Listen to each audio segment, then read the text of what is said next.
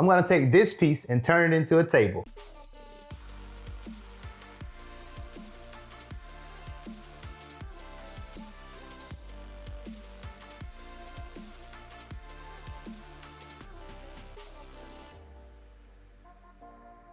As we take a look at this here, it's pretty flat. I have a little bit of wobble here.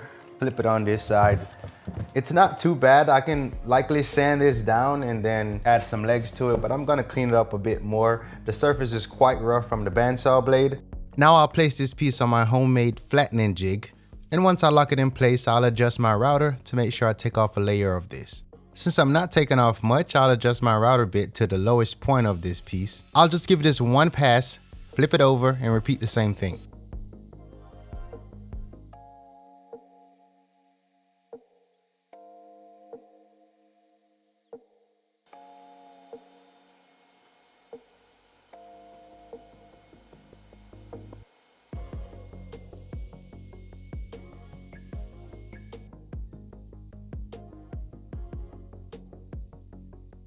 Once I'm done with the flattening stage, I'll switch over to the orbiter sander with 80 grit sandpaper, sand this off to remove all the visible lines. Now it all depends on what you're going for. You can literally remove this because this section is quite soft. Since I want to preserve this as much as possible, I'll use a toothbrush to brush away some of the loose particles on here.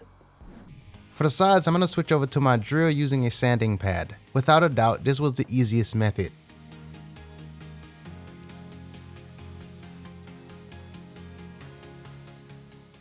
The next time I do a top like this, I'm going to brush on the urethane rather than spraying it because I feel like that would clog up the pores a bit more. The reason I'm trying to clog the pores is to minimize the air bubbles that may appear inside the epoxy. I plan to use this metal sheet to block off the opening in the wood. I'll shape this so it doesn't extend too far beyond the opening.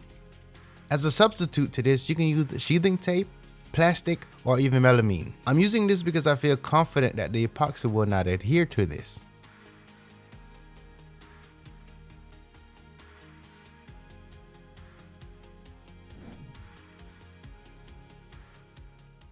Before I can do anything more, I need to fill in that open section inside of the tabletop. Once I have that settled, I add the pigment and mix it all up.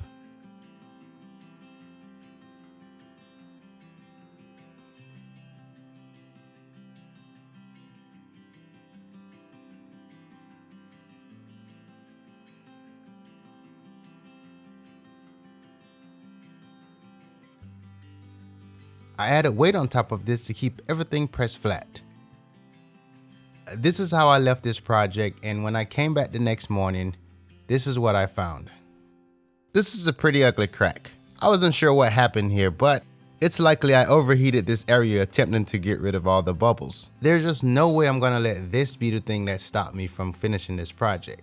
My only option here is to make up another batch, small one, pour it, fill that gap, and wait. This is an experimental project for me, so no one will be unhappy. Now that everything is hard, I can remove the tape. The good news is the crack is fixed, the bad news is it's visible. Now I could have flattened this with the router jig, but I decided to use an orbital sander.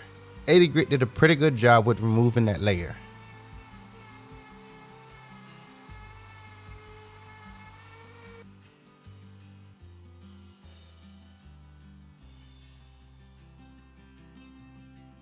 Since I'll be pouring epoxy on the top side, I'll take the tape and run it along the bottom perimeter.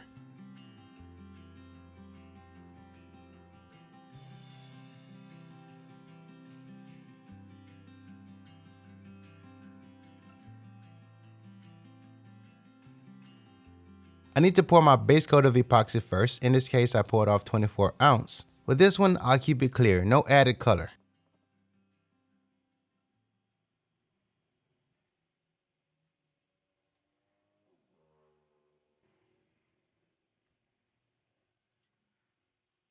As I'm adding this, I can see where the epoxy is being absorbed in the top. However, I'm just going to let it absorb as much as it can, and hopefully the next layer would also fill this in. Okay, so some time has gone by now and I want to make sure that this thing is dry, and one way you can test this out to see if it's dry is to just take your hand and put it on here. I'm just joking, but it's dry now. So overall, it looks pretty good. I like the direction of this. I do see that there is one bubble. Hopefully when I sand it, that sort of, take the top off and the new epoxy would just float down right into it. So at this stage, I've worked with a number of epoxy projects and I tend to have some sort of issue along the way. Now that doesn't mean working with epoxy is a bad thing. I just think it is part of the fun. You get to learn things as you go. Now, one thing you can do is watch a lot of YouTube videos to get some confidence, but you're never gonna get that real life experience until you get in the shop and you're pouring that epoxy and something happened and then you have to figure out how to react. Personally, I think that is the best way to learn, is hands-on experience. It just sticks better when I make the mistakes, and it's only gonna make you guys better if you're making mistakes as well. The only reason I'm sharing mistakes is because I want to make you more aware of things to look for along the way, possibly save you some time or money. That's pretty much the biggest tip I have for you, is to jump in, make a few mistakes and move on. One thing for sure, no matter how many mistakes get made along the way, we're gonna power through and finish.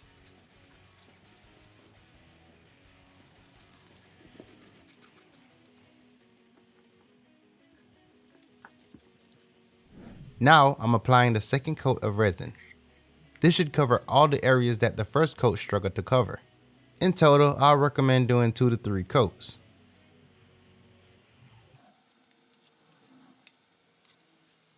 Now once I'm done with the spread, I'll then inspect this once more before I take the torch and go over it.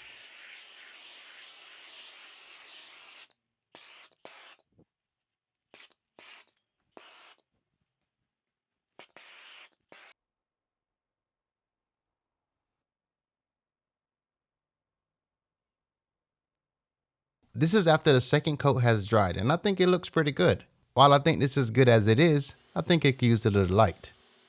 I'm going to drill a hole in the center of the epoxy, but not all the way through, just deep enough for the thickness of the bulb. I think this is pretty good for what I need. Now I need to find a location for the power port. Now I don't want to go too far away from the light bulb, so I'm going to try to stay within range that I think that I can get to it. Now while I'm freehanding this, I should be a little careful here, make sure I don't go all the way through. Now I need to mark off where I'm going to have this wire harness traveling from one hole to the other. I need to notch out a little section in the epoxy for this plug to sit down in it.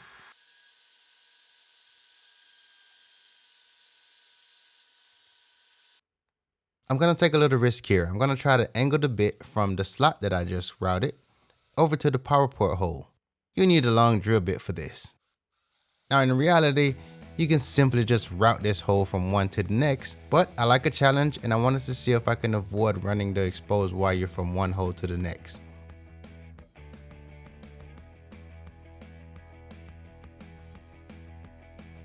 Now here you can cut this as short as you like, but I don't want to be fighting with a super short wire. But if I leave it too long, then I also have to fight with storing it. The LED bulb I'm using do not have polarity, and this is great because you don't have to worry about crossing your wires. I'll just tie this onto the power port and solder the connection. Now the bit I used for this should have been a tight fit, but I must have wobbled it a little bit, so it did make it a little loose. Dabbing a little hot glue on this will do the trick and help hold it in place.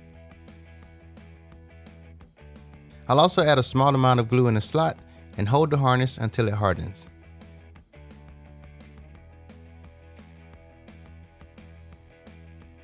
I'm looking at this as a quick access bulb because if it ever fails, you can simply pull this out, pop in a new one.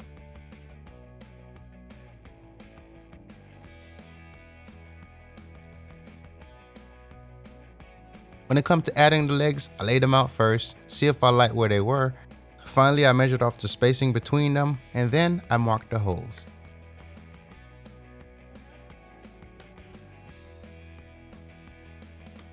Turns out adding the tape worked out extremely well. I never tried this method before.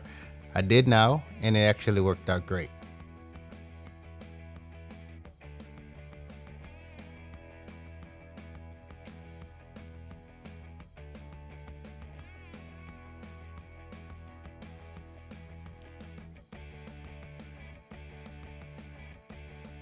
Before I seal the bottom of this, I'll give it a light sand. I could have sealed the bottom of this using the same epoxy, but I'll save as much of that as possible for the next project. In the meantime, I'll just use Danish oil.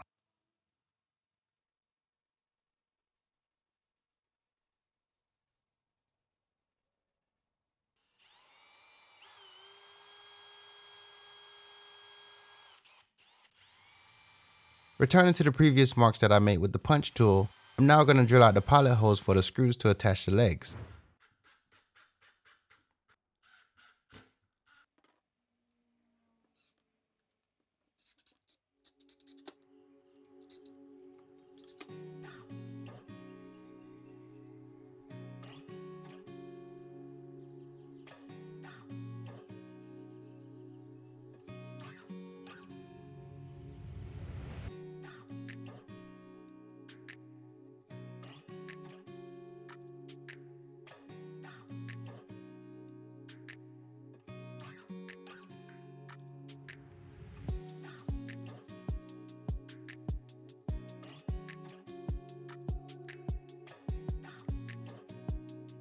If you're not digging the floor light, here's what it can look like without it. Although I prefer it, it can be blocked off.